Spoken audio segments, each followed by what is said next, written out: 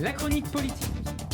Bonjour David Revaud-Dallon. Bonjour Steve. Et merci d'être avec nous. Vous êtes le chef du service politique du Journal du Dimanche et vous intervenez à notre grand plaisir tous les mardis après-midi sur Radio J dans le Grand Journal. Elisabeth Borne a donc été nommée hier à Matignon en remplacement de Jean Castex. Est-ce une surprise, David ? Alors pas tout à fait. Je ne vais pas vous dire que je l'avais exactement pronostiqué, prédit et annoncé dans mon journal, le Journal du Dimanche. Mais en tout cas, elle faisait partie des 3 profils que nous avions installés sur le podium avec Marisol Touraine et Catherine Vautrin. Je rappelle, Marisol Touraine, l'ancienne ministre de la Santé de Hollande, et Catherine Vautrin, l'ancienne porte-parole de Sarkozy pendant la primaire de 2007. Alors, ce qui est intéressant, c'est que le président, il voulait jouer la carte femme, absolument. C'était presque son argument, son paramètre prioritaire, son argument numéro 1. Ça faisait quand même, il faut le dire, 31 ans qu'on n'avait pas eu, depuis Édith Cresson, une femme à Matignon. C'était quand même une anomalie en Europe et plus généralement dans le monde. Donc, pourquoi elle l'a emporté, Elisabeth Borne ? Eh bien, c'est d'abord le profil et l'expérience. Elle a géré des dossiers très compliquées, des réformes encore plus compliquées, parmi lesquelles celle de la SNCF, souvenez-vous, qui avait suscité un vent de fronde dans les syndicats et chez les cheminots, et puis surtout celle de l'assurance chômage qui a été tant décriée. Et donc c'est évidemment dans la réussite de ces dossiers extrêmement sensibles qu'elle a été remarquée et appréciée par Emmanuel Macron. Ça, c'était pour le passé. Pour l'avenir, le deuxième quinquennat du président, elle correspond parfaitement à la fiche de poste telle que fixée par Emmanuel Macron.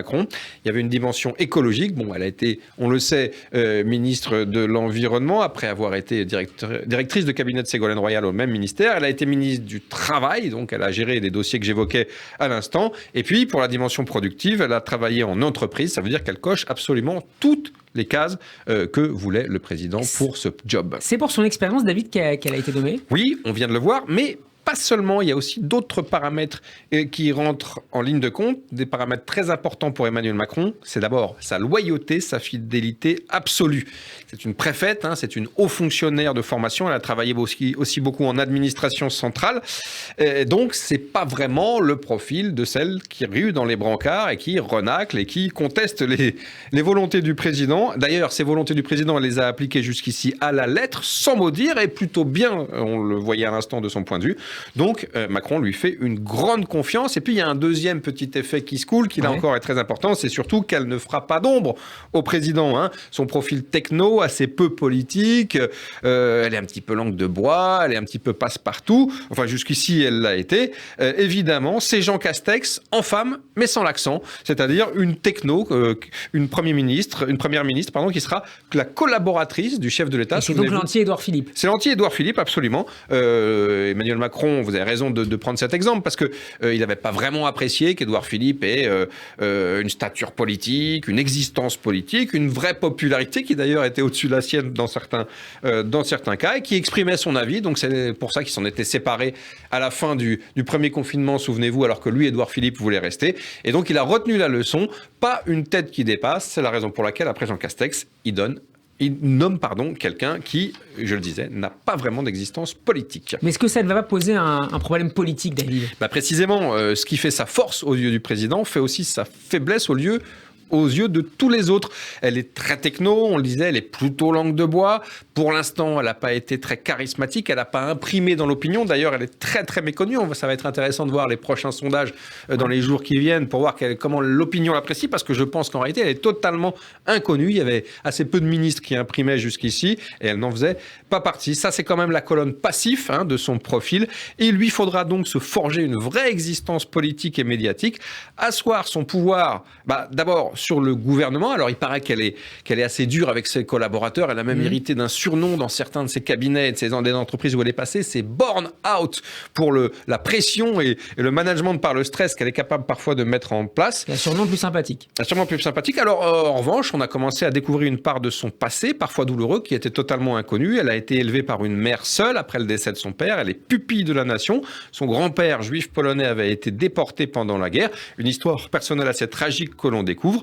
Mais comme on va découvrir, je dirais, l'ensemble de la personnalité de la nouvelle chef du gouvernement, et il y a évidemment un enjeu là-dessus en termes de notoriété, de se faire connaître des Français et surtout de se faire apprécier, donc de popularité. Quels seront les dossiers prioritaires d'Elisabeth Borne ? Ils sont très nombreux. D'abord, le dossier numéro 1, l'urgence absolue, c'est bien sûr le pouvoir d'achat. Emmanuel Macron, il a annoncé un texte assez rapide, dès après les élections législatives, vraisemblablement, pour juguler la hausse des prix, l'inflation de certains produits prioritaires et évidemment la baisse du pouvoir d'achat, qui a été un vrai enjeu de cette campagne présidentielle. On l'a souvent chroniqué ici, Steve.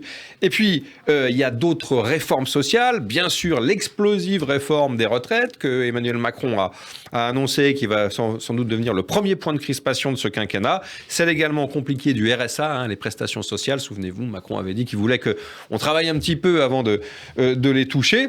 Et puis, au-delà de ça, au-delà du social, il y a toute la dimension écologique énorme, qui sera la priorité, comme l'avait annoncé le candidat Macron dans l'entre-deux tours, meeting de Marseille, souvenez-vous. Il avait annoncé tout un dispositif et puis elle l'a confirmé hier lors de la passation de pouvoir avec Jean Castex.